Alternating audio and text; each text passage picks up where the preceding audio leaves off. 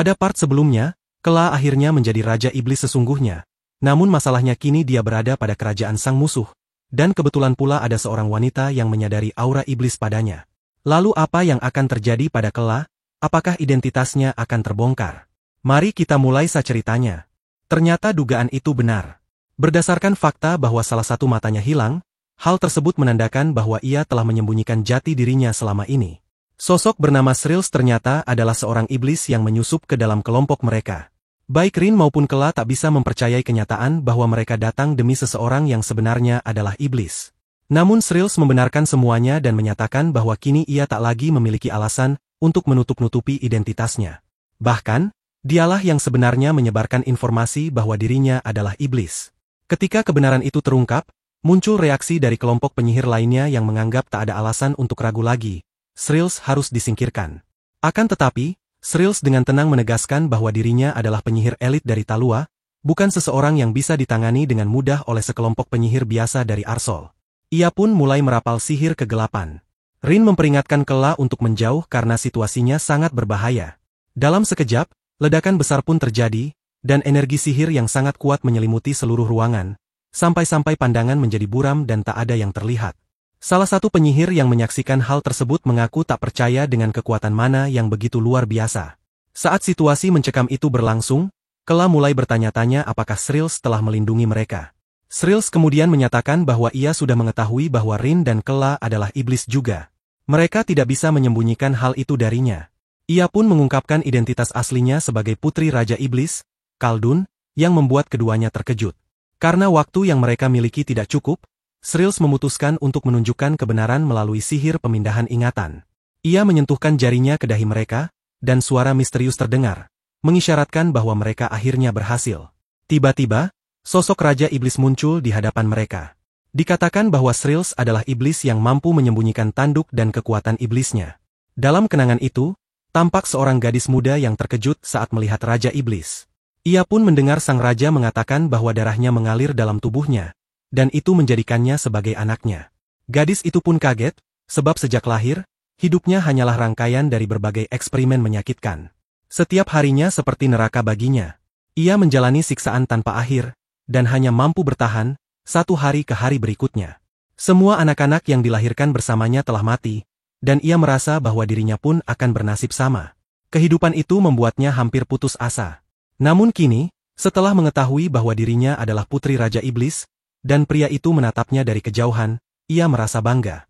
Raja Iblis pun memutuskan untuk memberinya nama, yaitu Srills. Ia ditugaskan untuk menjadi mata-mata, menyusup ke dalam guild langit dan mengumpulkan informasi untuk ayahnya.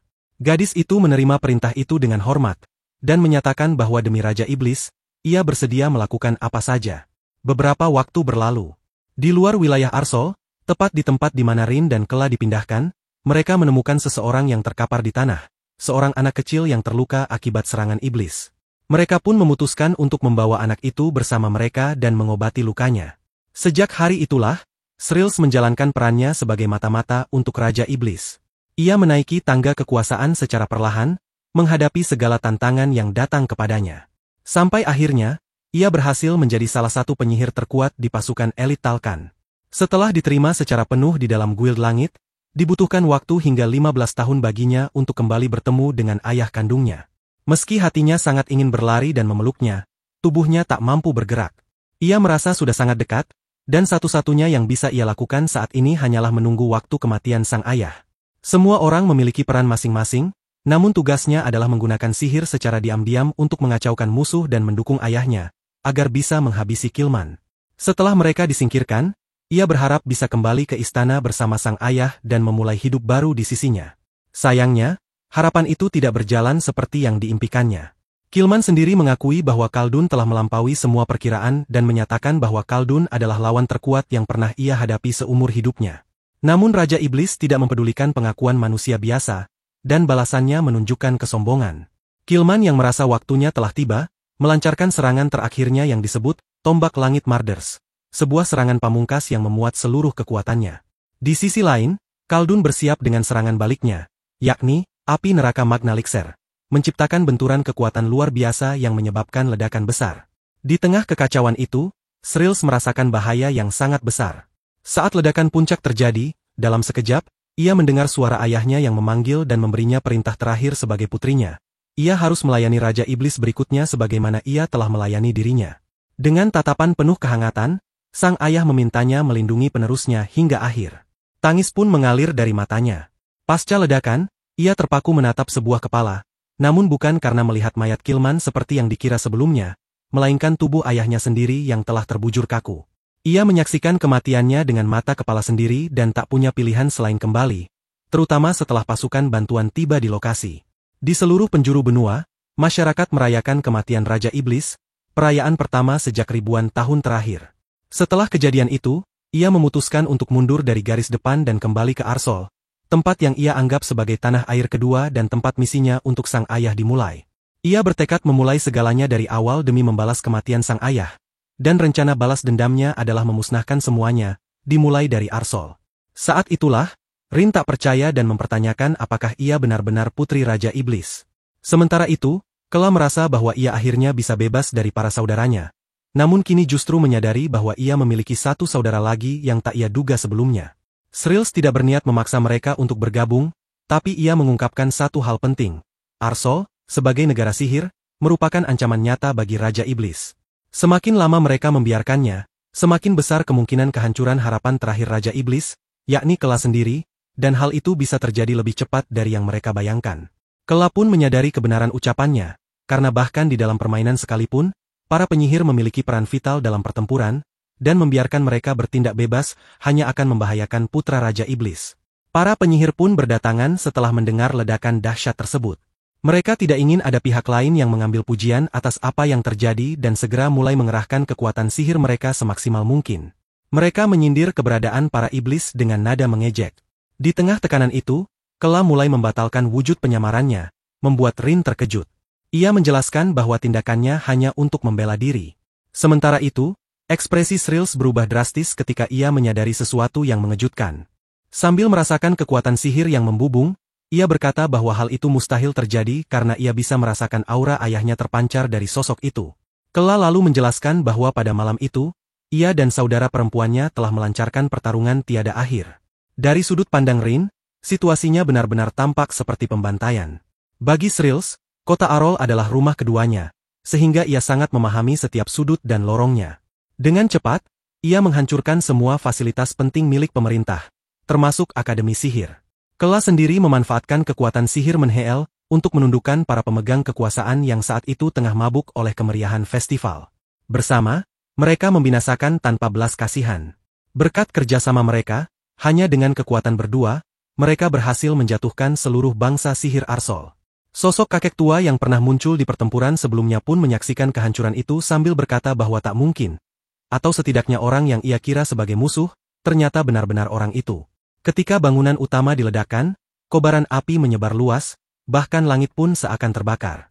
Salah seorang penyihir terperangah dan tak percaya bahwa Arsol bisa tumbang semudah itu, sambil bersumpah tidak akan pernah memaafkan kaum iblis. Namun, ia pun tewas seketika. Srills mengakui bahwa itulah yang sejak awal ingin ia utarakan, bahwa takkan pernah ada ampun bagi mereka. Ia kemudian menyatakan bahwa kehancuran akan dimulai dari Arsol, dilanjutkan dengan kelompok Talua, lalu berlanjut ke Kekaisaran Agung Talua. Ia bersumpah akan menumbangkan mereka satu persatu. Kela pun bertanya apakah ia benar-benar berniat melakukan semua itu, namun Rin menyahut bahwa hal itu mustahil. Kela menambahkan bahwa mereka sudah cukup saling membantu dan kini saatnya berpisah. Namun Srills menahannya, dan bertanya apakah ia benar-benar tidak mengenali kekuatan sihir itu, yang artinya bahwa ia adalah anak kedua dari Raja Iblis. Kela menarik napas dan berkata bahwa tak ada gunanya menyembunyikannya, lalu mengangguk membenarkan. Terlihat jelas ekspresi terkejut di wajahnya saat ia menanyakan apakah itu benar. Ia mengaku bahwa ia sempat curiga. Dirinya bukanlah anak dalam arti biasa, melainkan makhluk yang diciptakan dari darah dan aura sang ayah. Karena itu, ia lebih mengakui dirinya sebagai bagian dari keturunan sang ayah. Fakta bahwa ia diciptakan setelah kelahiran Kela berarti bahwa Kela adalah kakaknya. Kela pun tak percaya dan menyebut hal itu mustahil. Ia menjelaskan bahwa ia yakin Kela menginginkan balas dendam atas kematian ayah mereka, dan mengajaknya untuk ikut bersamanya. Namun Kela hanya mencibir dalam hati, berpikir bahwa ia melarikan diri dari rumah bukan untuk balas dendam atau omong kosong seperti itu. Srills bertanya apakah ia berniat melarikan diri lagi, mengingat ia adalah keturunan terakhir dari Raja Iblis dan satu-satunya putra yang tersisa. Rin mendesaknya agar ia menyatakan akan ikut, karena jika tidak, ia akan membunuh mereka semua.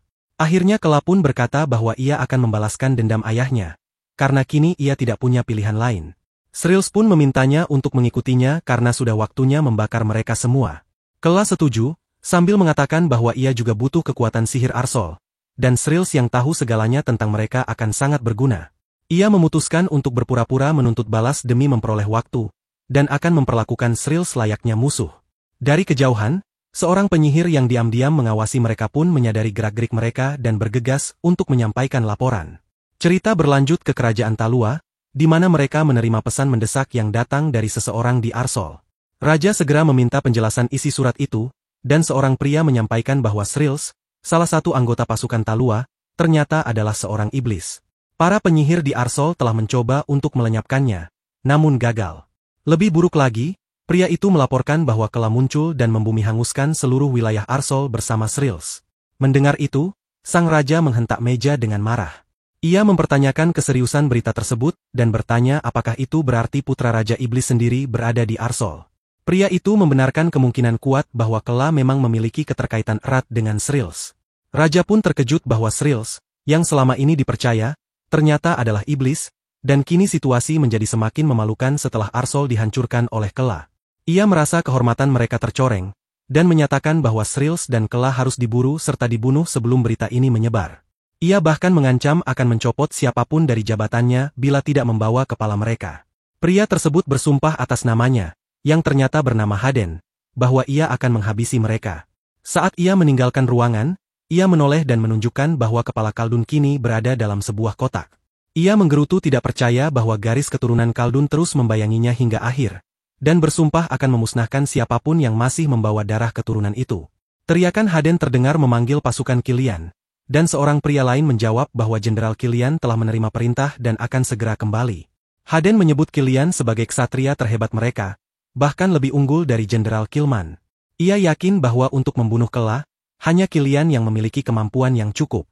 Adegan berpindah ke pegunungan, ketika seorang pria bertanya apakah benar saudaranya telah gugur. Ternyata pria itu adalah Kilian sendiri, dan ia diberitahu bahwa saudaranya telah mengorbankan nyawa demi membunuh Raja Iblis. Ia bertanya apakah itu berarti saudaranya dibunuh oleh iblis. Seorang pria dengan gaya rambut mencolok menegaskan bahwa mereka kini membutuhkan Kilian untuk mengejar Kela. Namun, Kilian menegaskan bahwa ia tak peduli apakah kerajaan Talua menyetujuinya atau tidak. Karena para iblis telah membunuh saudaranya, maka ia bersumpah akan membantai setiap iblis di benua itu, dimulai dari Kela Khaldun. Sementara itu, Kela tampak terkejut melihat makanan yang tersaji dan mempertanyakan siapa yang seharusnya memakannya sebanyak itu. Srills menjawab bahwa ia tidak perlu makan kalau merasa kenyang, tapi ia sendiri masih belum merasa puas. Rin bertanya apakah Srills memiliki rahasia yang membuatnya tak pernah bertambah berat badan. Srills menjelaskan bahwa selama makanan masuk dan keluar tubuh dengan cepat, maka berat badannya akan tetap stabil. Rin menyatakan bahwa ia mengerti sekarang. Kela merasa lega karena Srills tak mencoba membunuhnya seperti Celdera atau Tarmi, meskipun ia sempat khawatir jika Srills merasa iri karena ia adalah keturunan darah utama.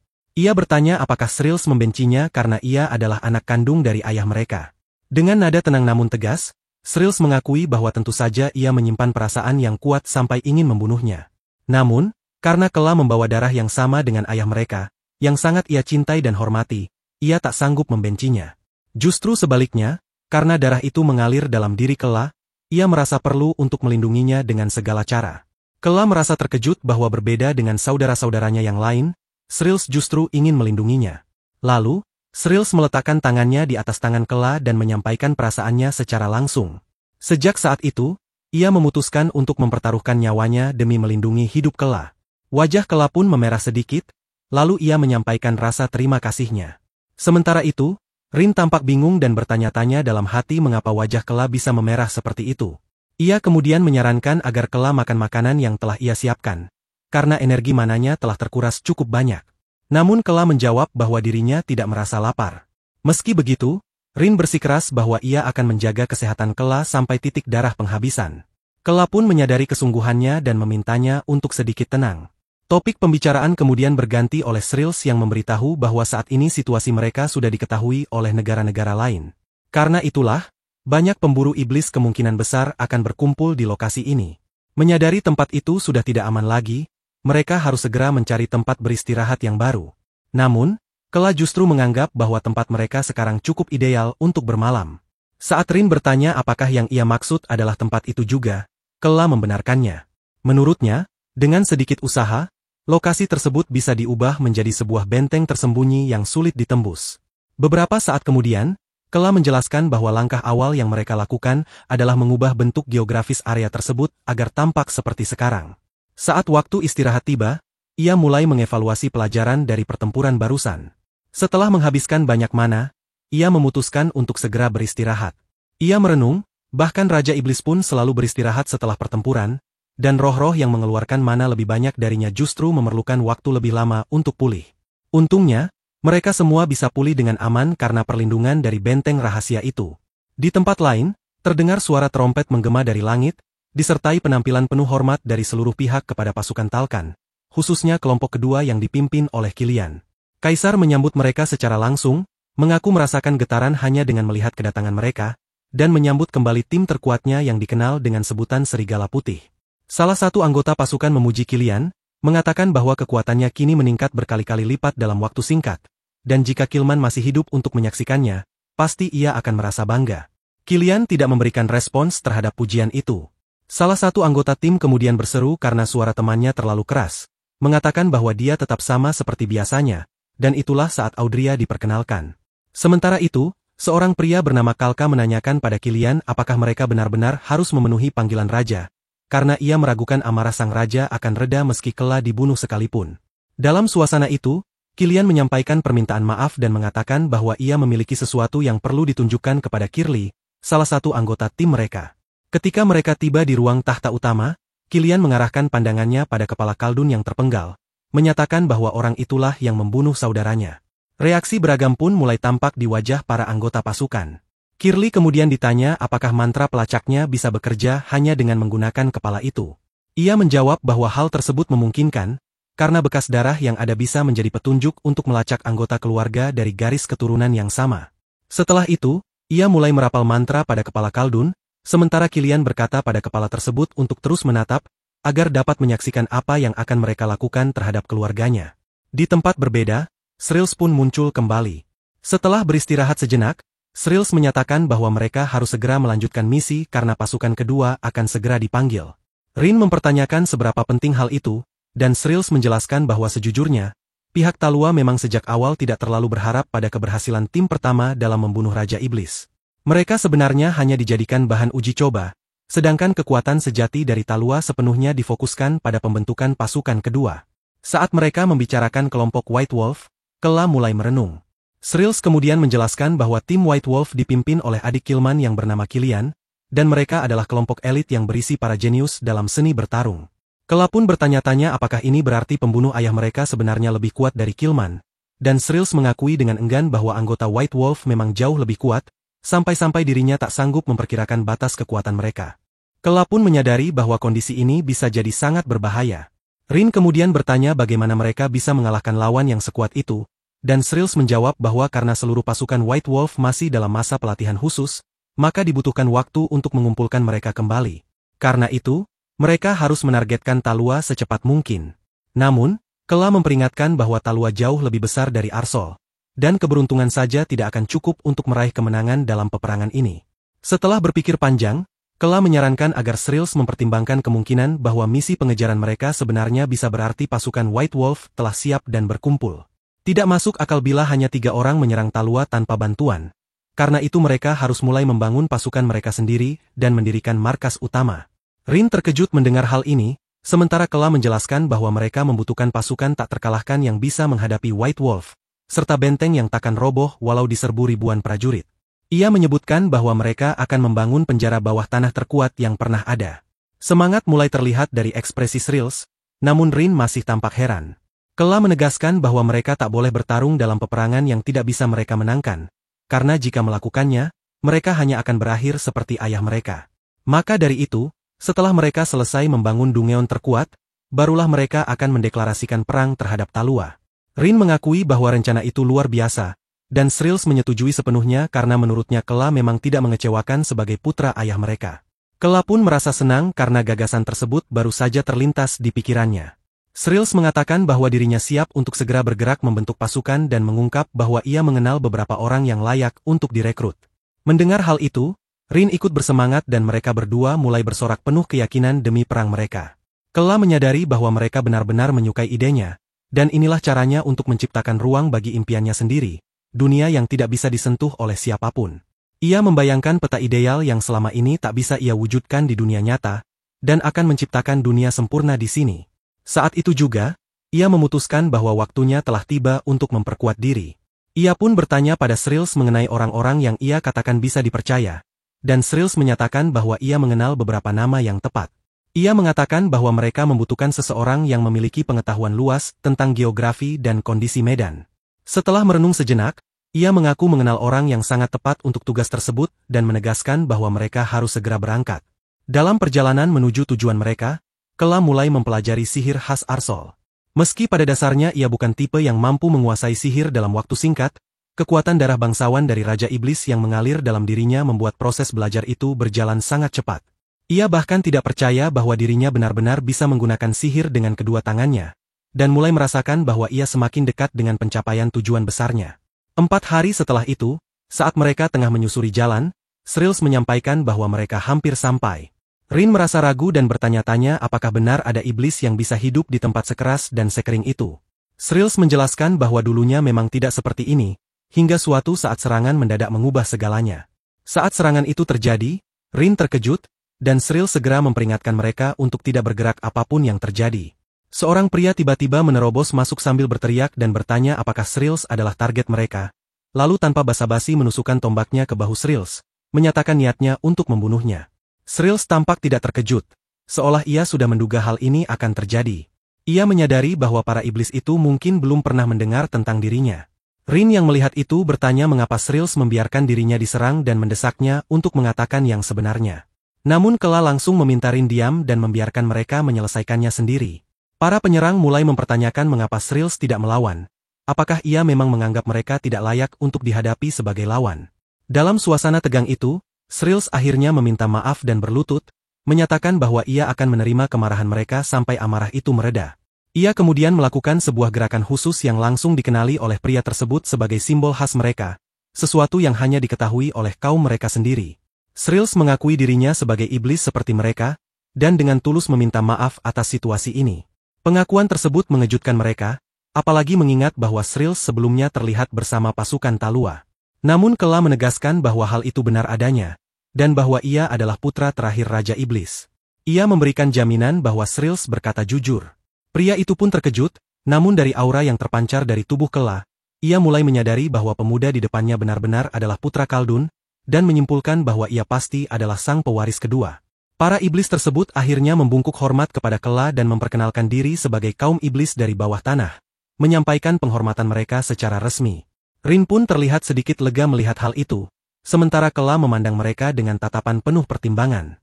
Srills menyampaikan bahwa mereka benar-benar menerima Kela sebagai pewaris sah tahta. Kela pun mulai berpikir, dan apa yang terlihat dari celah di bawah kakinya adalah pemandangan mengejutkan, sebuah kota besar tersembunyi di bawah tanah. Senyum perlahan muncul di wajahnya. Kini ia merasa bahwa membangun pasukannya sendiri mungkin bukan hal yang sulit lagi. Di dalam kota itu, para penduduk menyambut Kela dengan sorak-sorai dan menyebut namanya. Ia mengamati arsitektur kota tersebut yang sangat berbeda dari kastil Raja Iblis maupun Arsol. Ia benar-benar kagum bahwa mereka bisa membangun kota sekuat dan sebesar ini tanpa mengandalkan sihir, melainkan murni dari sumber daya alam. Lokasinya pun sangat strategis, dan Kela sendiri tak pernah membayangkan sebuah kota sebesar ini bisa tersembunyi di bawah tanah. Jika para iblis ini tidak muncul sendiri, mungkin tak akan ada seorang pun yang percaya akan keberadaan mereka. Ia pun menyadari bahwa Srills memang benar sejak awal. Mereka menyadari bahwa mereka membutuhkan kekuatan dari salah satu iblis bumi. Ia menjawab bahwa dirinya sebenarnya sudah menyampaikan hal tersebut sebelumnya, tetapi ada seorang prajurit hebat yang menurutnya juga layak untuk direkrut. Saat ditanya siapa yang dimaksud, ia menjelaskan bahwa Talkan menemukan kota tersebut dalam perjalanannya menuju kastil Raja Iblis. Kilman awalnya tidak percaya bahwa para iblis bisa bersembunyi di tempat seperti itu, dan tak mengizinkan satupun dari mereka tetap hidup. Pembantaian pun dimulai. para iblis memohon belas kasihan, namun hutan yang menyembunyikan kota mereka dibakar habis, membuat ras iblis bumi berada di ambang kepunahan. Saat itu, Shrills dikejutkan oleh sesuatu. Seorang pria muncul sambil berteriak marah, mengutuk mereka sebagai para karena membantai makhluk yang bahkan tak tahu cara bertarung. Ia menyatakan bahwa sebagai seorang pejuang, ia tak bisa membiarkan siapapun menyakiti anak-anak tersebut. Shrills merasa heran ada iblis yang rela mempertaruhkan nyawanya demi melindungi anak-anak. Ketika Killman bertanya namanya, pria itu menjawab bahwa ia adalah Douglas, salah satu keturunan iblis bumi. Killman menanggapi bahwa nama itu akan ia ingat dan kemudian merenung, berandai-andai seandainya pria itu lahir sebagai manusia. Setelah itu, ia memerintahkan pasukannya untuk menghentikan pertempuran dan meninggalkan tempat itu untuk melanjutkan perjalanan mereka menuju kastil Raja Iblis. Sementara itu, Douglas hanya duduk di tempatnya dalam keadaan terkejut. Shrills mengakui bahwa keberanian Douglas telah menyelamatkan sukunya, karena ia tak lari, bahkan terus berusaha melindungi anak-anak hingga akhir. Rin pun terkejut dan berkata bahwa bahkan nama Douglas terdengar seperti seseorang yang bisa dipercaya. Kela merasa bahwa jika iblis bumi seperti Douglas mampu bertarung, maka itu jauh lebih baik dari yang ia harapkan. Ia pun menyatakan keinginannya untuk bertemu langsung dengan Douglas. Namun, pria yang bersamanya memperingatkan bahwa Douglas sangat keras kepala, dan menyarankan agar Kela mencari orang lain. Meskipun demikian, Kela tetap bersikeras ingin membawa Douglas bersamanya dan langsung menanyakan keberadaannya. Mereka kemudian terlihat berada di sebuah bengkel pandai besi, di mana Kela bertanya pada Douglas apakah ia benar-benar menolak untuk mengikutinya. Douglas menjawab bahwa meski Kela adalah putra Raja Iblis Agung, bukan berarti ia harus tunduk padanya. Kela lalu bertanya apa yang akan dilakukan Douglas jika ia memaksa dengan kekuatan. Douglas menjawab tegas bahwa ia akan mati dalam pertempuran daripada menyerah. Ketika Kela bertanya kenapa Douglas begitu bersikeras tetap tinggal, Douglas mengatakan bahwa ia lahir dan tumbuh di tempat itu, dan merasa bertanggung jawab untuk melindungi tanah kelahirannya. Karena itulah ia tak bisa pergi begitu saja. Kela mengakui bahwa Douglas memang keras kepala seperti yang dikatakan orang-orang, dan Douglas pun meminta maaf atas ketegasannya. Kela hanya bisa mengeluh bahwa ini sungguh disayangkan karena ia telah berusaha keras untuk merekrut seorang orc sehebat Douglas sebagai sekutu. Ia pun bergumam bahwa sepertinya ia tak punya pilihan selain menerima kenyataan, meski lebih memilih mati daripada menyerah. Sementara Douglas melanjutkan pekerjaannya menempa besi, Kela terlihat merenung, mungkin sedang memikirkan rencana lain. Ia pun pergi dari tempat itu sambil mengomentari betapa kokohnya bangunan di sana, dan mengungkapkan keinginannya untuk dibantu oleh seseorang yang memiliki pengetahuan mendalam tentang iblis bumi. Di tempat lain, Shrills dan Rin terlihat benar-benar mabuk berat dan mengajak Kela untuk bergabung minum bersama mereka. Kela dibuat tak percaya bahwa mereka bisa bersenang-senang sementara dirinya sibuk bekerja keras menyelidiki berbagai hal. Meski begitu, ia tetap mengangkat gelasnya dan ikut bergabung. Ia mulai meminum birnya secara langsung, namun tiba-tiba bertanya-tanya dalam hati mengapa minuman itu terasa seperti ubi manis. Saat itu, Shrills menatapnya dengan bingung, bertanya apa itu ubi manis. Sementara Rin hanya bisa menghela napas dan berkata bahwa ia kembali membicarakan hal-hal aneh, menandakan bahwa ia sudah benar-benar mabuk. Tak lama, pria yang sebelumnya muncul kembali dan menyadari bahwa mereka semua tampaknya sudah kehilangan kesadaran akibat minuman. Ia pun meminta yang lain untuk membawa mereka ke kamar atas agar bisa beristirahat. Mereka pun dibawa ke lantai atas, dan tampak Kela tengah tertidur di atas ranjang. Namun, di tengah tidurnya, pintu kamar terbuka perlahan, dan sekelompok orang masuk sambil membawa senjata. Douglas mengangkat kapaknya tinggi-tinggi dan menyatakan bahwa Kela tidak pantas menjadi raja. Ia lalu mengayunkan kapaknya dengan niat membunuhnya di tempat itu. Namun, ekspresi keterkejutan tergambar jelas di wajah Douglas saat menyadari bahwa Kela tidak tertidur seperti yang ia kira. Dengan tenang, Kela membalas bahwa ia kini yakin terhadap semua kecurigaannya. Kela melompat dari tempat tidur dengan gesit, mengejutkan semua orang yang menyangka dirinya sedang tertidur lelap. Mereka mulai menuduhnya sebagai pengecut dan berpikir bahwa satu-satunya cara mengatasi ini adalah dengan menyerangnya bersama-sama. Saat mereka mulai menerjang, Kela menatap mereka dan menyebut bahwa sejak awal ia tidak mengerti mengapa Douglas membuat barang-barang lain selain senjata di bengkel pandai besinya. Ia menyadari bahwa borgol yang dibuat itu terlalu biasa untuk digunakan oleh bangsa orc, karena sebenarnya itu hanyalah borgol biasa. Ia melanjutkan bahwa sejak mulai memperhatikan sekitar, ia menyadari ada seseorang yang diam-diam mengikutinya. Sejak saat itu, ia jadi lebih waspada dan akhirnya menemukan sebuah dinding yang memancarkan penghalang sihir tersembunyi. Penghalang itu sangat halus, hampir tidak terlihat, dan ia hanya mampu merasakannya berkat energi warisan dari ayahnya. Ada satu hal aneh lain yang ia pikirkan, Shrills pernah menyebut dengan jelas bahwa Douglas melindungi beberapa peri kegelapan kecil, namun Kela tak pernah melihat satupun dari mereka di desa, dan itulah yang akhirnya membuat semuanya menjadi masuk akal. Usai menjelaskan semua itu, Kela menerjang ke arah para orc dan memukul mereka satu persatu tepat di dada, menjatuhkan mereka semua hingga hanya Douglas yang tersisa. Kela pun mulai mengumpulkan kembali energinya dan menatap Douglas dengan serius, mengingatkan bahwa sebelumnya ia tak pernah bilang tidak bisa membiarkan para peri itu mati, melainkan bahwa ia tidak bisa menyerahkan mereka. Artinya, Douglas tidak benar-benar berniat melindungi mereka, tapi hanya tidak ingin mereka diambil. Douglas tampak terguncang dan bertanya bagaimana Kela bisa mengetahui semua itu. Kela hanya menatapnya tajam dan berkata bahwa sudah waktunya untuk membuka penghalang sihir itu. Ketika mereka kembali ke desa, mereka menemukan semua orang telah terjaga dan kini mengarahkan senjata mereka ke arah Kela dan Douglas.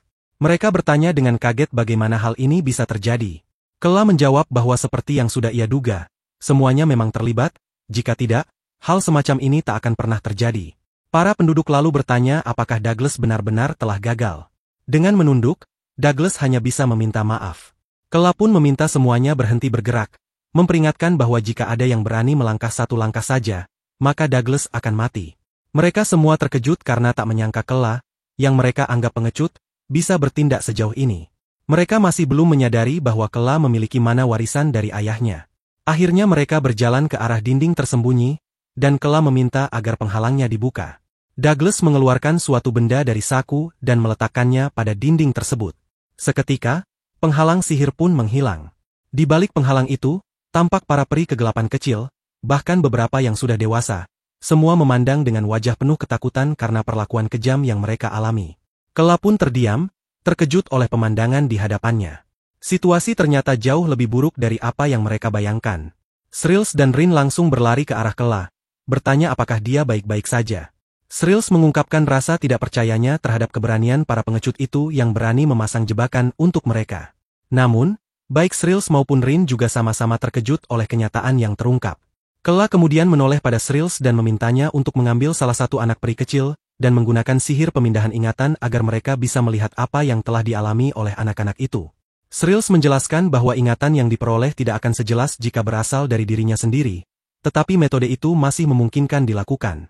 Kela memintanya untuk segera memulai. Saat Shrills mulai menyiapkan mantra sihir, Kela menutup matanya dan menyaksikan sang peri hitam yang telah dipilihnya. Peri itu menyampaikan bahwa tempat ini tak ubahnya seperti neraka. Para ibu mereka dipaksa mengandung dan melahirkan anak-anak dalam kondisi tanpa pilihan. Seluruh kehidupan yang ada di tempat ini berasal dari paksaan. Dari antara anak-anak tersebut, beberapa akan dipilih oleh para bangsawan manusia dan dibawa secara paksa. Anak-anak yang terpilih itu bahkan bisa dijual dengan harga sangat tinggi. Para orang dewasa yang ditangkap dari luar kadang menceritakan kisah tentang dunia luar, tentang langit luas tanpa batas dan lautan biru yang memesona, tentang makanan lezat serta perjalanan tanpa beban. Hal-hal yang tidak akan pernah diketahui oleh anak-anak ini, karena sejak lahir, mereka telah menjadi tahanan di tempat kelam ini. Jika mereka boleh memiliki satu harapan saja sebelum ajal menjemput, maka mereka ingin anak-anak mereka bisa meraih kebebasan dan melihat dunia luar dengan mata kepala sendiri. Mendengar semua itu, Kela dipenuhi kemarahan yang membara. Ia berteriak lantang, menyebut para pelaku sebagai iblis tanah yang keji. Tanpa ragu, ia berbalik dan melayangkan tinjunya yang penuh dengan energi magis ke arah wajah Douglas, hingga tubuh lelaki itu terhempas keras ke dinding gua. Shrills sempat tertegun, bertanya-tanya apakah Douglas memang tidak berniat menyelamatkan anak-anak itu. Sementara Rin menyimpulkan bahwa semua ini hanyalah kedok untuk melakukan penyelundupan. Douglas akhirnya mengaku bahwa dugaan mereka benar. Ia menambahkan bahwa para peri hitam adalah ras langka yang sangat diidam-idamkan oleh para bangsawan.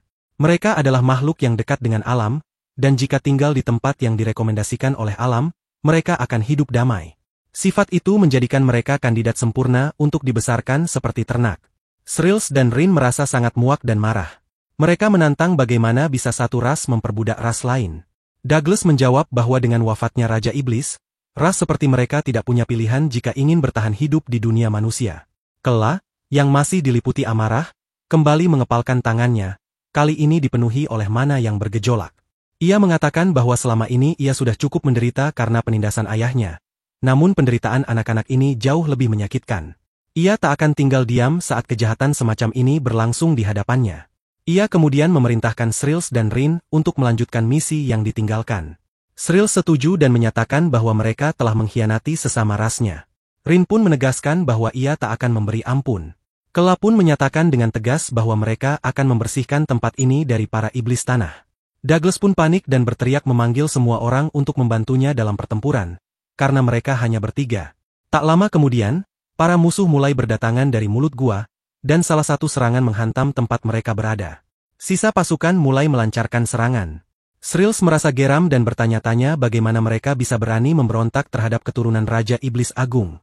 Seorang orc berteriak agar mereka tidak mundur, sambil menegaskan bahwa Kela jauh lebih lemah dibanding dua pemimpin mereka, jadi tidak ada alasan bagi mereka untuk tunduk padanya. Rin menanggapi dalam hati bahwa mereka semua telah kehilangan akal, sambil menambahkan bahwa Kela adalah calon penerus tahta Raja Iblis.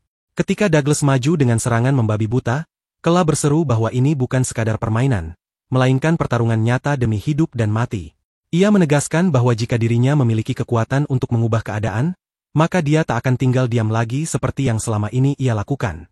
Para Dark Elf yang tersembunyi mulai memperhatikannya bertarung, dan muncul dalam benak mereka kemungkinan bahwa Kela melakukan semua ini demi mereka. Jika memang benar demikian, maka mereka pun merasa harus ikut bertarung demi harapan itu. Seorang Dark Elf bernama Wood menunjukkan kekhawatiran terhadap temannya, mengingatkan bahwa situasi ini sangat berbahaya dan memintanya untuk kembali. Ia berkata bahwa jika mereka kalah, maka siksaan yang pernah mereka alami akan terulang kembali. Ketika kata siksaan diucapkan, Wood mulai gemetar dan berkeringat karena trauma mendalamnya. Kenangan menyakitkan kembali menghantuinya, tentang rasa sakit yang menembus hingga tulang, mungkin juga jenis penyiksaan kejam lainnya yang pernah ia alami. Ia pun jatuh berlutut, menjerit dalam kesakitan seakan perutnya terkoyak dari dalam. Kela yang melihat kejadian itu terdiam, terkejut sepenuhnya. Dengan penuh kemarahan, ia menatap Douglas dan bertanya apakah dia mendengar jeritan penuh penderitaan itu. Kela bersumpah akan membuat Douglas membayar semua ini. Namun Douglas hanya menyeringai, seolah semua telah sesuai dugaannya. Ia lalu mengeluarkan sesuatu dari sakunya, memasukkannya ke mulut, dan memakannya. Douglas menyuruh semua pasukannya memakan batu tanah itu juga, memperingatkan bahwa jika mereka kalah sekarang, maka segalanya akan benar-benar berakhir. Setelah melihat Douglas menelan bagiannya, para prajurit lainnya mengikuti. Rin merasa kaget, karena selama ini ia mengira bahwa batu tersebut hanyalah legenda. Kela pun bertanya apa sebenarnya batu itu, dan Shrills menjelaskan bahwa batu tersebut dapat meningkatkan kekuatan fisik seseorang berkali-kali lipat, dengan mengorbankan sebagian dari umur hidupnya. Perlahan, lengan Douglas mulai membesar dan menembus kain bajunya, diikuti oleh perubahan bentuk seluruh tubuhnya. Ia berteriak dengan marah bahwa Kela akan mati sekarang juga. Kela menyadari bahwa tidak hanya kekuatan fisik mereka yang meningkat, tetapi juga aura iblis mereka semakin kuat. Ia mengakui bahwa dirinya belum bisa sepenuhnya mengendalikan seluruh kekuatan yang telah diberikan padanya. Saat Douglas mendekat, siap mengayunkan pukulan maut, ia memperingatkan Kela untuk bersiap menghadapi kematian. Namun tepat pada saat kritis itu, sesuatu keluar dari dinding dan melilit tubuh Douglas. Douglas menjerit, bingung dengan apa yang sedang terjadi. Dari kejauhan, Wood dengan tekad berkata bahwa ia tidak akan pernah lagi membiarkan dirinya disiksa. Ia menjelaskan bahwa dialah yang melepaskan mantra itu. Yang lain pun mulai bergumam bahwa Wood benar-benar melakukannya, dan bahwa tindakan itu telah melampaui batas yang tidak bisa dikembalikan. Douglas mengamuk, berteriak bahwa mereka berani menghalanginya, dan bersumpah akan menyiksa mereka hingga mati. Namun rasa sakit mendadak terasa menusuk di perutnya. Kela mendekat dan menyuruhnya berhenti bermain-main, karena semuanya sudah berakhir.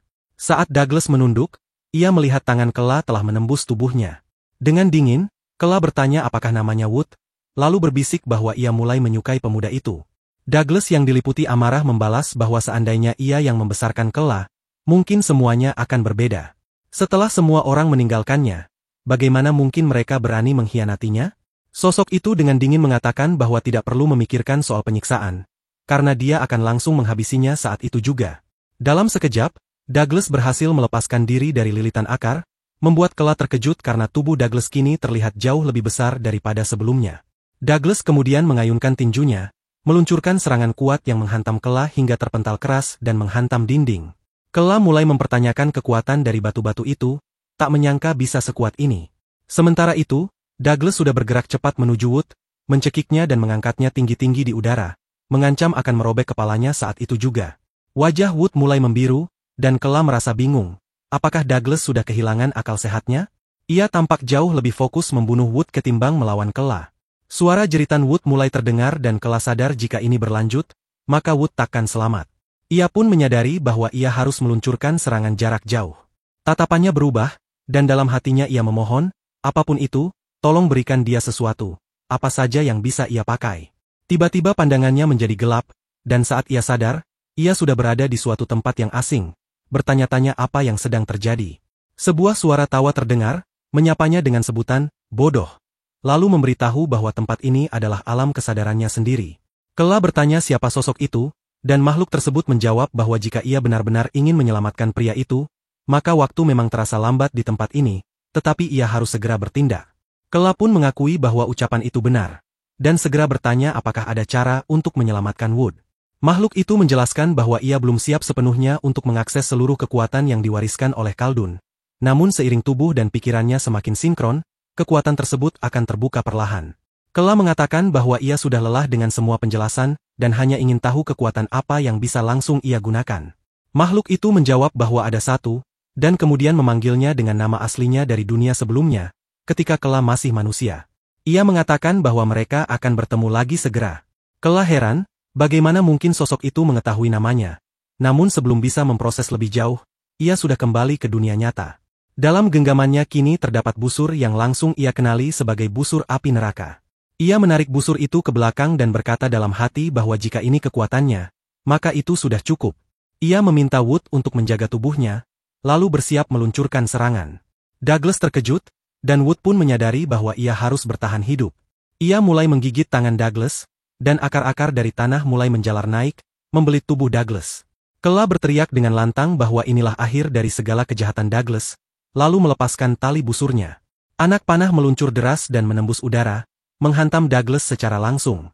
Api menyelimuti tubuhnya dalam sekejap, dan jeritan Douglas terdengar keras, memohon belas kasihan. Kela menyadari bahwa itu adalah serangan tepat sasaran, dan pertarungan telah usai. Tubuh Douglas pun perlahan-lahan terbakar dan berubah menjadi abu. Kela masih termangu, bertanya-tanya apa yang sebenarnya baru saja terjadi, dan siapa makhluk yang ia temui di dalam alam kesadarannya. Di sisi lain, Rin sedang berjuang menghadapi para musuh yang terus berdatangan, jumlah mereka terlalu banyak. Bahkan Srills mengaku tak bisa menggunakan sihir penyebaran karena langit-langit tempat itu terlalu rendah. Kela mengatakan kepada mereka untuk tidak khawatir, karena ia akan menyelesaikan semuanya secepat mungkin. Ia pun mulai meluncurkan anak-anak panahnya dengan kecepatan luar biasa, menyerang musuh-musuh itu satu persatu dengan presisi mematikan.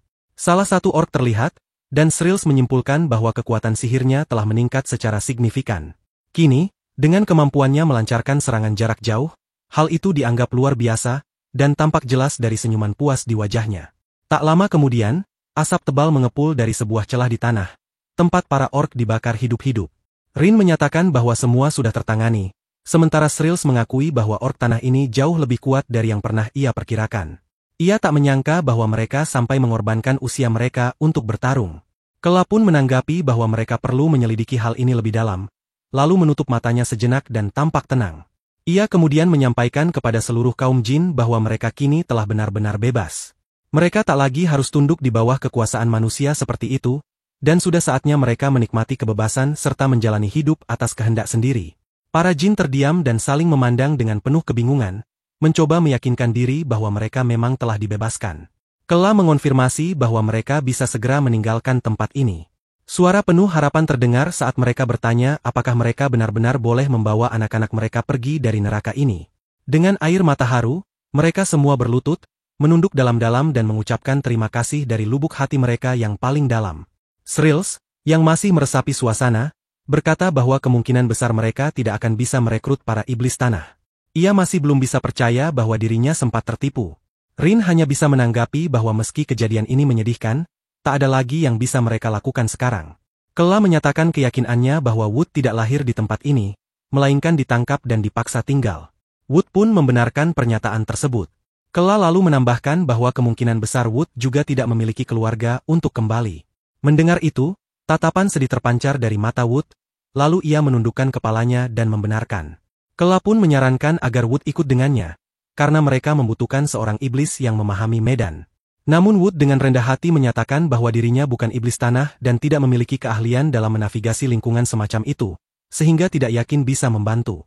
Kela menenangkannya, mengatakan bahwa dia adalah jin yang dikasihi alam, dan baru saja membuktikan bahwa dia lebih berani dibandingkan yang lain dalam menghadapi bahaya. Itu sudah cukup. Oleh karena itu, ia memintanya untuk bangkit dan ikut bersamanya. Wood masih terduduk terpaku, menatap Kela dengan mata yang mulai bergetar. Ia lalu mengungkapkan bahwa bahkan wajah orang tuanya pun sudah tak mampu ia ingat. Ia ditinggalkan di suatu tempat, kemudian dibawa ke sini dan menjalani hidupnya dalam penderitaan. Seumur hidupnya ia habiskan di tempat mengerikan ini, dan ia sempat berpikir bahwa ia akan mati dalam kesengsaraan yang sama. Pikiran itu selalu menghantuinya. Air mata pun mulai mengalir saat ia bertanya kepada Kela apakah ia sungguh boleh meninggalkan tempat ini, dan apakah itu berarti ia bisa ikut bersamanya. Kela dengan lembut membalas bahwa Wood tak akan sekadar mengikutinya, mereka akan pergi bersama. Ia kemudian mengulurkan tangan untuk membantunya berdiri, dan Wood kembali mengucapkan terima kasih dengan penuh rasa syukur. Saat itu, semua jin kini telah berada di luar. Mereka berkumpul, dan Kela menatap mereka seraya berkata bahwa kini mereka telah berhasil membebaskan diri dari cengkeraman iblis tanah dan menyelamatkan semua orang. Ia sempat khawatir, karena para jin belum pernah keluar dari tempat tersebut sebelumnya. Tapi karena mereka adalah makhluk yang dicintai oleh alam, maka dimanapun mereka berada dan dengan cara apapun mereka hidup, mereka akan tetap diterima. Keberadaan tempat itu pasti akan lebih baik dibandingkan neraka yang mereka alami sekarang. Wood tersenyum sambil memandang semua orang di sekitarnya. Tak lama kemudian, terdengar suara Rin yang mengingatkan Wood untuk mendengarkan baik-baik, karena ia adalah anggota baru di kelompok itu dan seharusnya mengikuti arahan dari yang lain. Ia yakin Wood mengerti hal itu, dan Wood pun mengangguk, menyatakan bahwa ia akan melakukan apapun yang mereka butuhkan. Shrills kemudian menjelaskan bahwa mereka harus menemukan tempat yang dilalui oleh aliran sungai Vert. Menanggapi hal itu, Wood mengatakan bahwa jika yang mereka cari adalah sungai, ia bisa mencium aroma air dari arah depan, sambil menunjuk ke arah yang dimaksud. Rin memujinya dan mengakui bahwa kemampuannya cukup hebat. Sementara Wood hanya mengucapkan terima kasih atas pujian itu. Kela bertanya mengapa mereka sangat ingin menemukan sungai. Dijelaskan bahwa mereka tidak mungkin terus berjalan seperti ini selamanya. Mereka perlu menemukan cara untuk berpindah tempat, dan jika menemukan sungai, bisa saja mereka menjumpai sesuatu yang dapat mereka gunakan sebagai alat transportasi. Rin setuju, menyebutkan bahwa mungkin saja mereka bahkan bisa menangkap seekor naga. Shrills langsung menyuruh Rin berhenti berhayal dan mengatakan bahwa menemukan seekor unicorn saja sudah merupakan keberuntungan besar. Namun, Rin tetap bersikeras bahwa ia ingin menangkap naga. Akhirnya, Kela setuju untuk mengikuti arah yang ditunjukkan oleh Wood, dan mereka semua mulai berjalan ke sana. Tak lama kemudian, tampak dua unicorn sedang meminum air dari sungai. Namun, mereka tiba-tiba menoleh karena mendengar suara langkah kaki yang berat, dan secara naluriah langsung melarikan diri.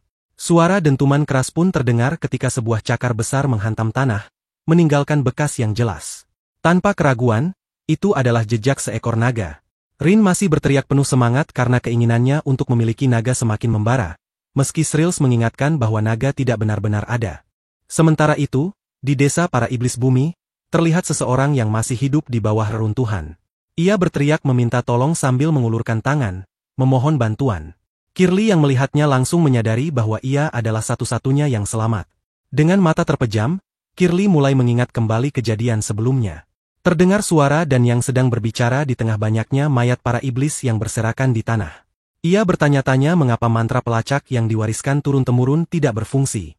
Kirli menjawab bahwa ia tidak tahu alasannya, tetapi banyak sinyal yang terdeteksi dari berbagai arah.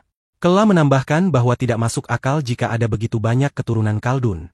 Juga mempertanyakan apakah benar-benar mustahil mengetahui mana yang sebenarnya adalah Kela, dan Kirli mengiyakan.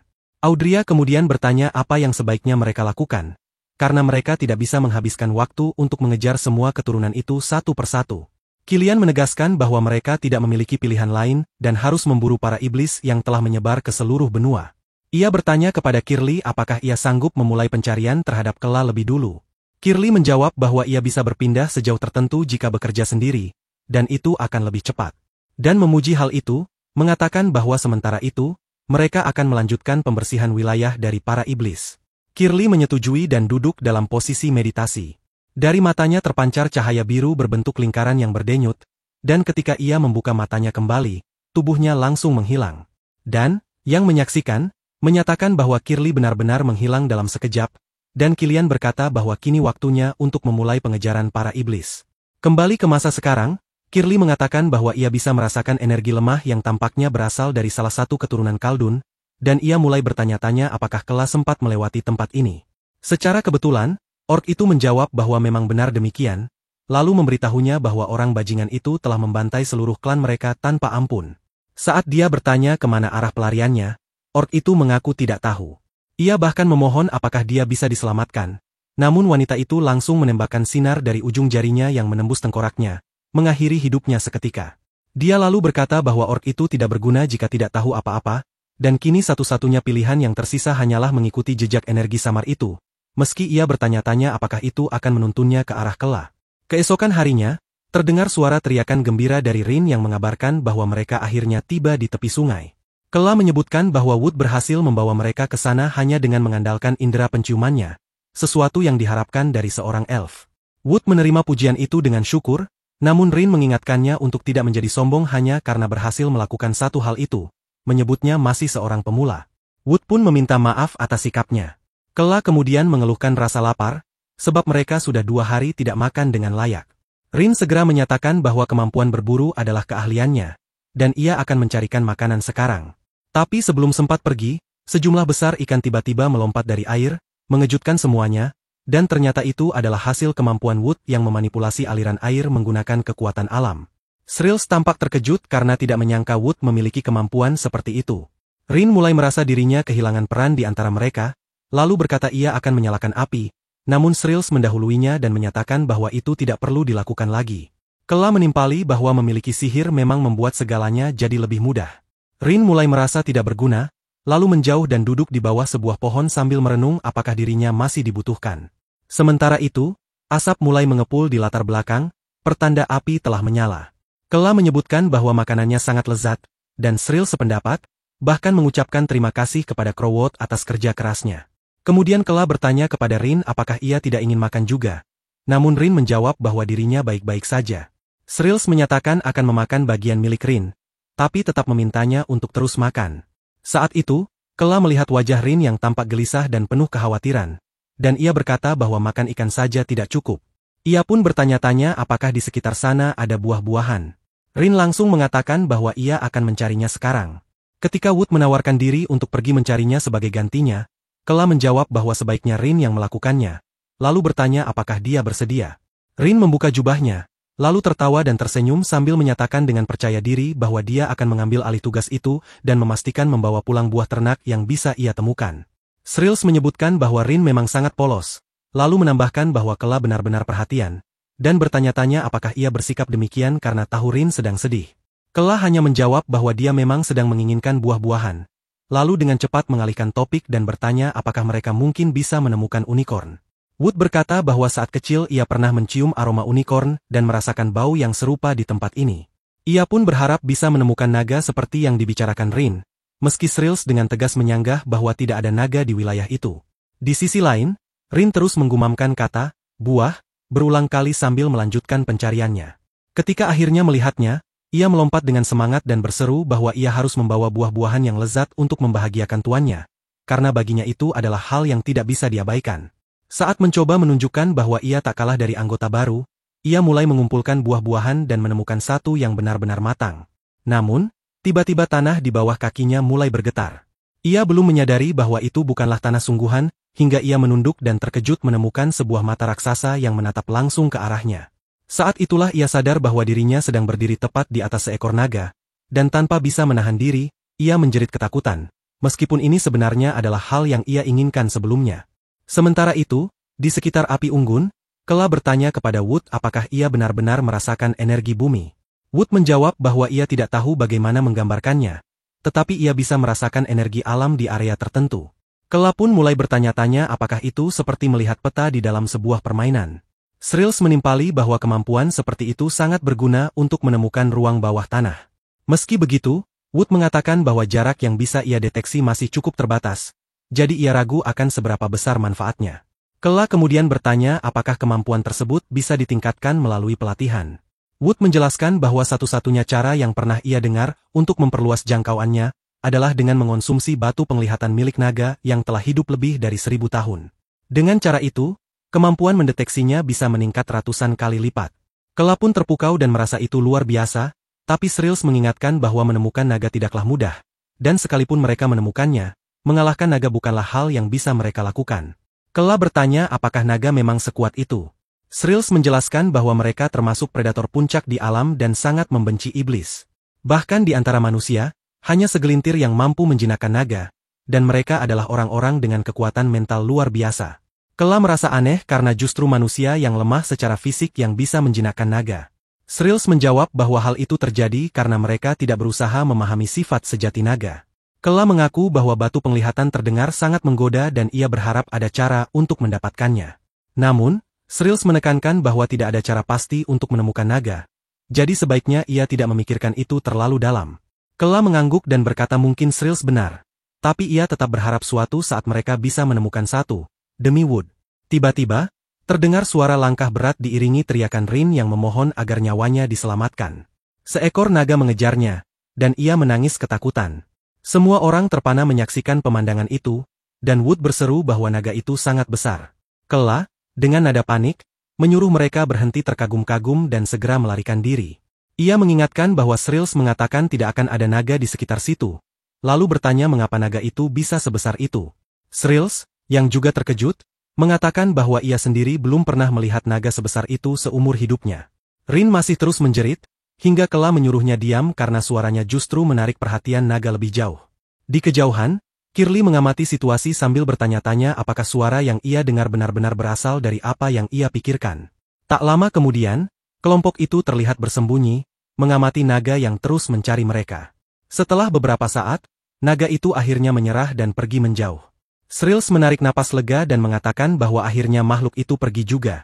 Ia kemudian bertanya kepada Rin apa yang sebenarnya ia bawa hingga menarik perhatian seperti itu. Saat Rin pergi memetik buah, ia sempat berkomentar bahwa dirinya tak menyangka makhluk yang mereka lihat benar-benar seekor naga. Wood mengiyakan sambil menjelaskan bahwa makhluk itu sangat besar, dan dengan ukurannya yang demikian, kemungkinan besar ia telah hidup lebih dari 1000 tahun.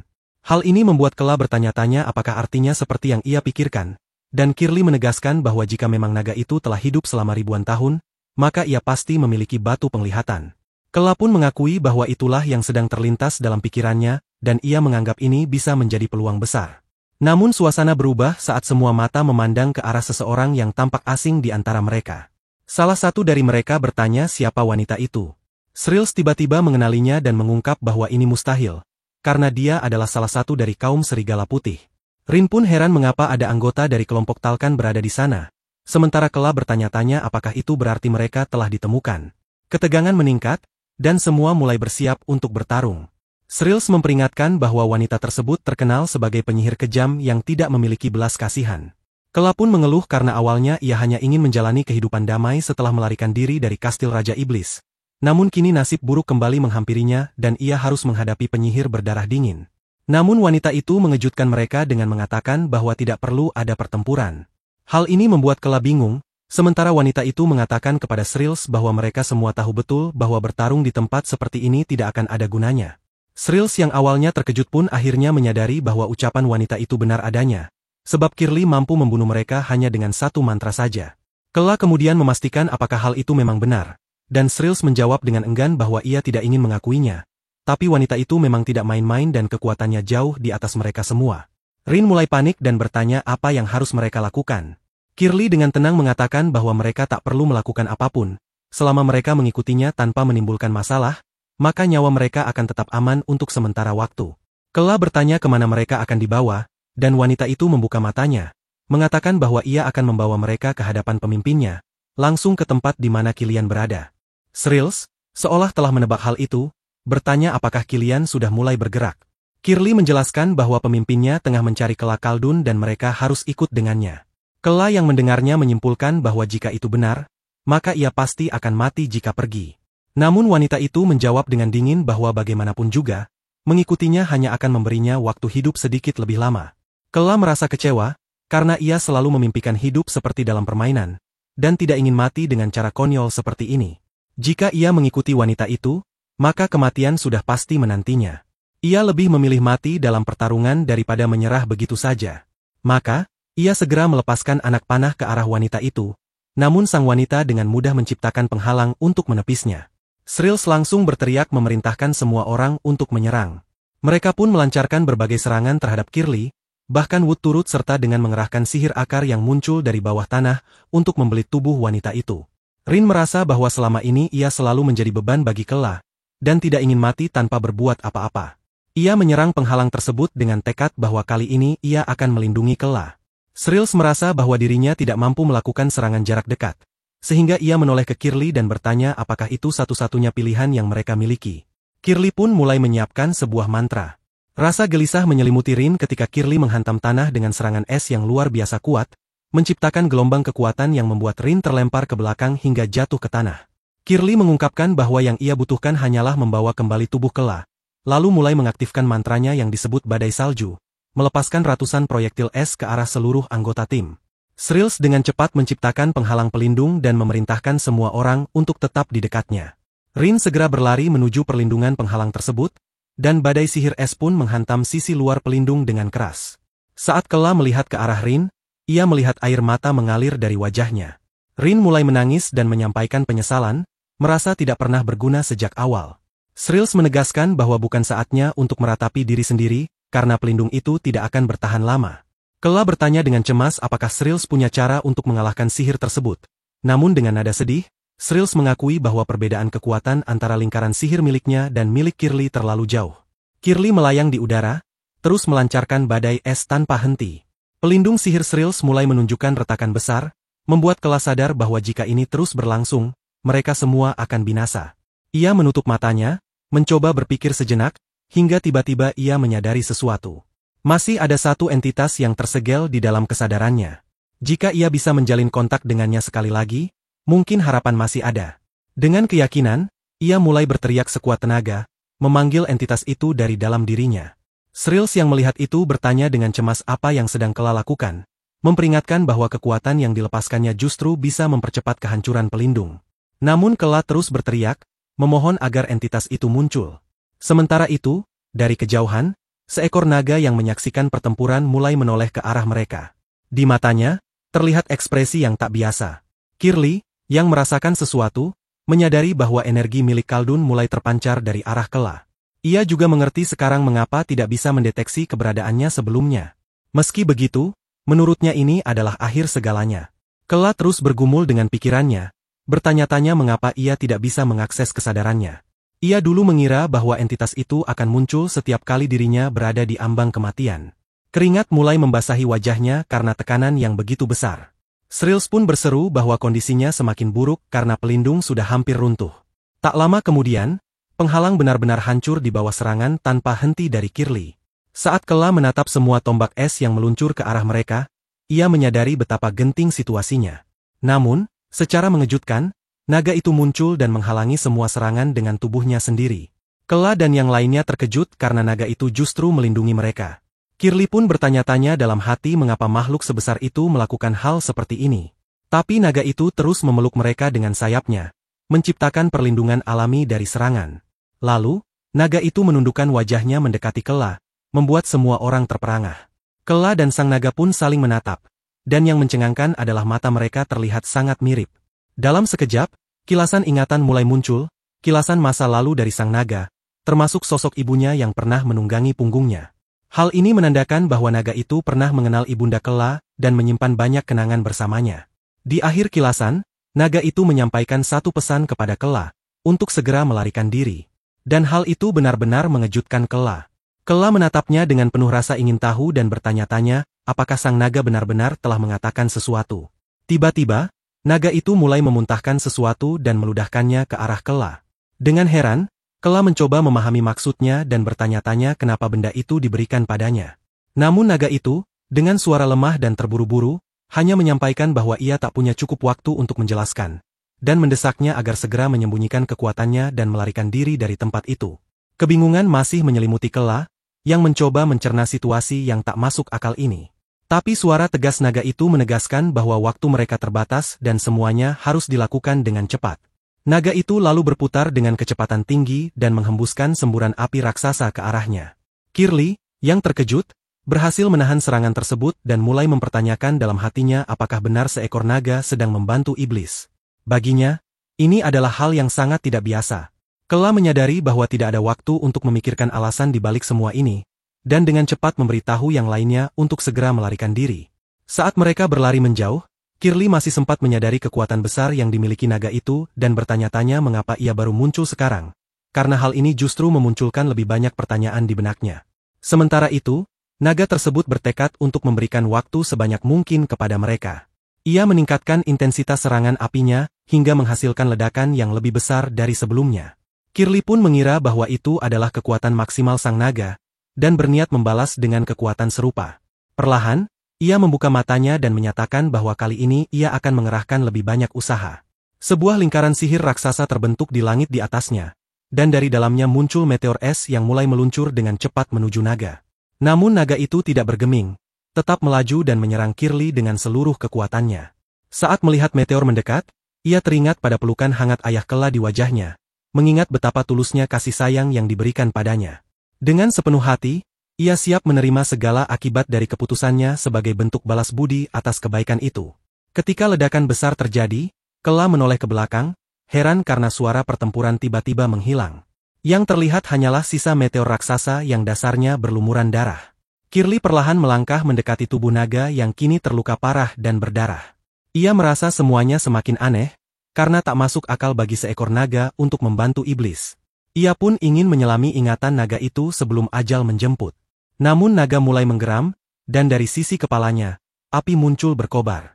Dengan nada penuh dendam, ia menyampaikan bahwa manusia itu serakah dan kejam, dan suatu saat mereka pasti akan menyesali semua tindakan mereka. Tubuhnya mulai terurai hingga tak tersisa selain debu kelabu yang tertinggal di tempat terakhirnya berbaring. Kirli lalu menyatakan bahwa sang naga memilih mengakhiri hidupnya sendiri, sementara Kela berhasil menyembunyikan keberadaannya dan melarikan diri. Ia mengakui bahwa situasi ini sangat merepotkan, tapi hal itu tak akan mengubah takdir Kela. Dengan sikap penuh keyakinan, Kirli menyatukan kedua tangannya dan dari sana muncul sekumpulan kupu-kupu, sembari menyebut bahwa nasib Kela adalah menemui ajal di tangan serigala putih. Beberapa saat kemudian, para anggota kelompok mulai bertanya-tanya tentang apa yang sebenarnya terjadi dengan naga itu. Mereka mengingat bahwa di awal kemunculannya, ia tampak hendak membunuh mereka, tapi entah mengapa, justru menolong mereka di akhir. Wood secara khusus merasakan bahwa naga itu memang mencoba menolong Kela. Shrills juga menambahkan bahwa naga itu muncul tepat setelah Kela menggunakan kekuatan iblisnya, dan ia bertanya apakah Wood tahu sesuatu mengenai hal itu. Wood menjelaskan bahwa pada saat itu, ia sempat melihat sekelumit memori milik sang naga dan merasa bahwa naga tersebut mungkin pernah mengenal ibu Kela di masa lalu. Mendengar itu, Rain merasa heran karena menurut pengetahuan umum, naga dan iblis jarang memiliki hubungan baik. Ia bertanya-tanya tentang latar belakang hubungan mereka, namun Wood mengaku tak tahu pasti, hanya saja perasaan yang ia rasakan sangatlah campur aduk dan sulit dijelaskan. Suasana duka dan kerinduan menyelimuti ingatan mereka akan masa lalu. Saat itu, mereka menanyakan kepada Kela tentang benda yang sedang ia genggam. Ia menjelaskan bahwa batu itu diberikan langsung oleh sang naga. Rin mengenali benda tersebut sebagai batu wawasan, dan menyadari bahwa naga itu tidak hanya menyelamatkan mereka, tetapi juga memberikan hadiah berharga ini. Shrills mengungkapkan pendapatnya bahwa kemungkinan besar, mereka telah diselamatkan oleh sang ratu. Kela pun mulai mempertanyakan hubungan antara ibunya dengan naga tersebut, merasa bahwa ada sesuatu yang tidak biasa terpancar dari mata naga itu. Kela kemudian menyerahkan batu itu kepada Wood, mengatakan bahwa apapun alasannya, mereka cukup beruntung bisa mendapatkannya, dan sudah sepantasnya Wood yang menyimpannya. Shrills memperingatkan bahwa pengejaran terhadap mereka sudah dimulai, dan mereka harus bersiap dengan segala kemampuan yang ada. Wood merasa ragu karena batu itu sangat langka, dan ia bertanya apakah benar dirinya yang harus menyimpannya. Kela menjawab dengan yakin bahwa tidak ada orang lain di tempat itu yang mampu menggunakannya selain dirinya, dan karena itu, Wood harus segera memakannya. Tanpa ragu, Wood mengangkat batu tersebut ke mulutnya, menggigitnya perlahan, lalu menelannya dalam satu gerakan. Sesaat kemudian, ia mulai merasakan sensasi panas membakar di perutnya, dan matanya bersinar merah terang saat ia menatap ke langit. Dalam sekejap, kilasan masa lalu naga itu muncul di benaknya. Ternyata, saat lahir dulu, naga tersebut hanyalah objek uji coba manusia. Ia menjadi korban eksperimen kejam yang dilakukan tanpa belas kasih sedikit pun, dan itu berlangsung setiap hari. Dari generasi ke generasi, tubuhnya terus dicacah dan disiksa demi riset manusia. Setiap kali ajal mendekat, mereka menyembuhkannya hanya agar dapat melanjutkan penyiksaan itu. Berabad-abad berlalu dalam penderitaan yang tak berkesudahan, hingga akhirnya jiwanya hancur dan ia menyerah sepenuhnya. Ia mencapai titik di mana air matanya pun tak mampu lagi mengalir. Beberapa manusia bahkan menganggap penghentian tangisannya sebagai suatu pencapaian. Naga itu sendiri mengaku bahwa di saat ia menanti kematian, sebuah ledakan besar terjadi. Saat itulah muncul Turk, salah satu raja iblis paling ditakuti, yang memulai penaklukan terhadap umat manusia. Dalam kekacauan pertempuran, laboratorium tempat naga itu dikurung hancur, dan untuk pertama kalinya, ia berhasil terbang bebas di angkasa. Ia pun memulai pencariannya untuk menemukan para naga lainnya, dan menceritakan kengerian yang dilakukan manusia. Ia berharap para naga akan bergabung membantu iblis. Namun, yang mengejutkan, hampir tak ada yang mempercayainya. Sebagian besar naga telah menjalin hubungan dekat dengan manusia dan bahkan membantu mereka dalam perang melawan kaum iblis. Hanya sedikit dari para naga yang menyadari bahwa manusia mendekati mereka semata-mata untuk memanfaatkan tubuh naga dalam eksperimen demi memahami sihir dan mendapatkan keuntungan. Namun, kebenaran itu ditolak oleh mayoritas naga. Mereka menganggap naga itu sebagai ancaman bagi umat manusia. Akibatnya, ia terasing dari semua pihak, tidak diterima oleh manusia, iblis, maupun sesama naga. Kesepian yang berkepanjangan membuatnya mempertanyakan makna keberadaannya. Jika ia tidak diterima dimanapun, tidak memiliki tempat, dan tak mampu melakukan apapun, lalu untuk apa ia dilahirkan? Dengan pemikiran seperti itu, ia memilih mengasingkan diri, menjalani hidup dalam kesendirian hingga waktu menghapusnya dari dunia. Namun suatu hari, seseorang mendekatinya sambil menangis dengan pilu. Hari itulah ia bertemu dengan Karisti, ayah dari Kela. Seorang anak kecil tampak berlari sambil menangis, memanggil naga itu dengan sebutan, "Mama," lalu langsung memeluk wajahnya dengan erat. Dengan suara penuh haru, ia terus mengulang kata, "Mama, Mama." Naga itu menatapnya dan menjelaskan bahwa dirinya bukanlah ibunya. Namun, di momen itu pula, sang naga seolah mulai menyadari bahwa mungkin inilah alasan mengapa ia berada di tempat ini.